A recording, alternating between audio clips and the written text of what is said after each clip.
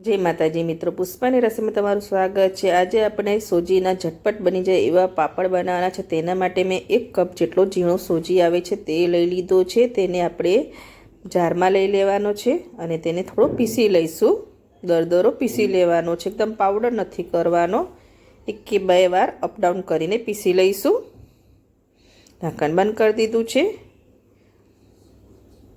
પીસી લઈશું। જો મોટો હોય તો વધારે વાર પીસવાનો છે। મારો ઝીણો છે, 1 થી 2 વાર મેં અપડાઉન કરીને પીસી લીધો છે, દરદરો પાવડર કરી દીધો છે। હવે 1 મોટી તપેલી લઈ લીધી છે। હવે જે કપ જેટલો આપણે સોજી લીધો છે તેને 7 ગણું આપણે પાણી લેવાનું છે, એટલે 7 કપ જેટલું પાણી લઈશું।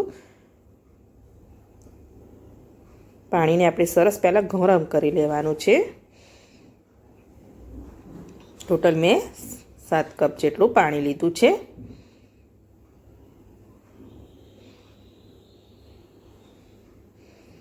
એ પાણીને થોડું ગરમ થવા દઈશું। હલકું ગરમ થઈ ગયું છે। હવે પાપડ ખાંડ લઈ લઈશું। અડધી ચમચી જેટલો પાપડ ખાંડ લઈ લેવાનો છે અને સ્વાદ અનુસાર મીઠું લઈ લઈશું।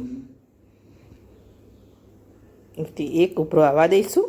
હલકા બબલ્સ થઈ ગયા છે, ઉભરો આવવાની તૈયારી છે। હવે આપણે જે સોજીને પીસીને રાખ્યો હતો તે લઈ લઈશું અને ચલાવતા રહીશું અને થોડો થોડો એડ કરતા રહીશું। એકસાથે નથી એડ કરવાનો, થોડો થોડો એડ કરવાનો છે। જો એકસાથે તમે એડ કરશો તો લમ્સ પડી જાય છે, એટલે થોડો થોડો એડ કરીને આપણે અંદર મિક્સ કરી લેવાનો છે।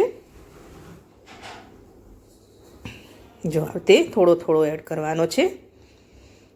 બધો લોટ મેં એડ કરી દીધો છે। હવે સતત ચલાવતા રહીશું। ક્યાંક લમ્સ હોય એને આવડે ભાંગી દેવાના ચમચાની મદદથી, પણ તમે થોડો થોડો એડ કરશો તો લમ્સ નહીં પડે।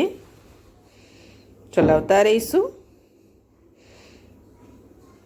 15 થી 20 મિનિટ જેવું લાગે છે। મીડિયમ આંચ ઉપર એને પકવી લેવાનું છે। હજુ જો પતલું છે, ચમચા પર એક કોટિંગ આવી જાય ત્યાં સુધી તેને પકવવાનું છે।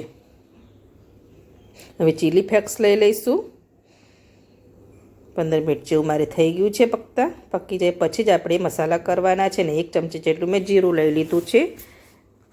તમારે કોથમીર એડ કરવી હોય તો કરી શકો છો।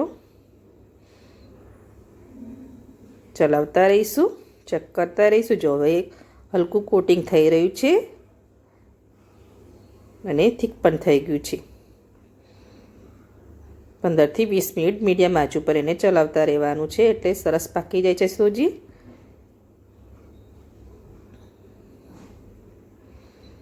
થઈ ગયું છે સરસ। જો એક ધાર્યું ચલાવી રાખ્યું છે।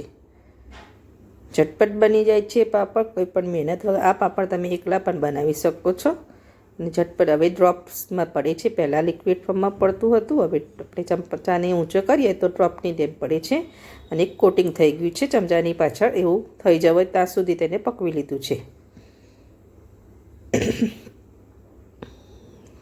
થઈ ગયું છે। જો હવે તેને હલકું ઠંડુ થવા દઈશું। હલકું ઠંડુ થવા દેવાનું છે, એકદમ ઠંડુ નથી કરવાનું। હવે મેં પોલિથીન લઈ લીધી છે। પોલિથીનમાં આપણે બીટર લઈ લઈશું સોજીનું અને આ રીતે સર્કલમાં આપણે ફેરવીને પાપડ બનાવવાના છે। એકદમ ઇઝી ટીક છે, એક જ વ્યક્તિ હોય તો પણ બનાવી શકે છે। આ રીતે ચમચો લઈથી સર્કલ ફેરવીને આપણે પાપડ બનાવી દેવાના છે। સોજીના પાણી પાપડ પણ મેં મારી રેસીપી છે મેં બનાવીએ છે, તેની લિંક હું મૂકી દઈશ। તે પણ સરસ રીતે બને છે અને આવી રીતે પણ ઝટપટ બની જાય છે। તમે એકવાર જરૂરથી ટ્રાય કરજો। આ રીતે આપણે બધા પાપડ કરી દઈશું ચમચાની મદદથી। બધા પાપડ મેં કરી દીધા છે અને મેં ઘરમાં પંખા નીચે જ સૂકવ્યા છે। હવે થોડા 50% સુકાય પછી તેની સાઈડ ચેન્જ કરી લઈશું। 50% જેવા સુકાઈ ગયા છે। હવે તેની આપણે સાઈડ ચેન્જ કરી લઈશું। આ રીતે સાઈડ ચેન્જ કરી લેવાના છે।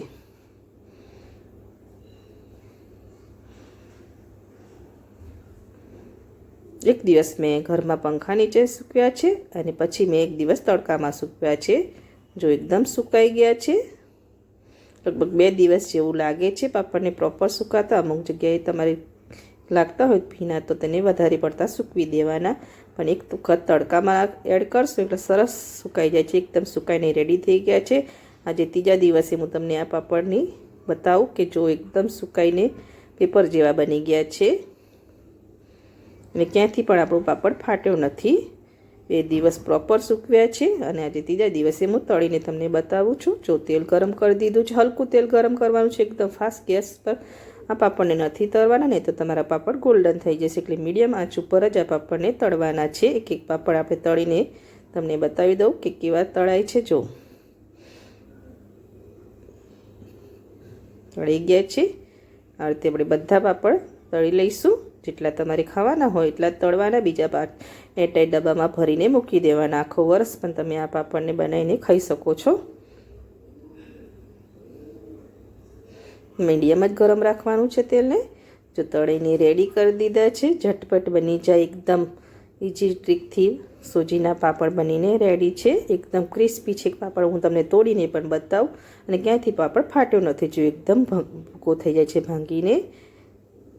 બનીને રેડી થઈ ગયા છે સોજીના ઝટપટ બની જાય એવા પાપડ. તમે એકવાર જરૂરથી ટ્રાય કરજો. જો તમને મને આ રીત ગમતી હોય તો મારા વિડીયોને લાઈક કરજો, સબસ્ક્રાઈબ કરજો.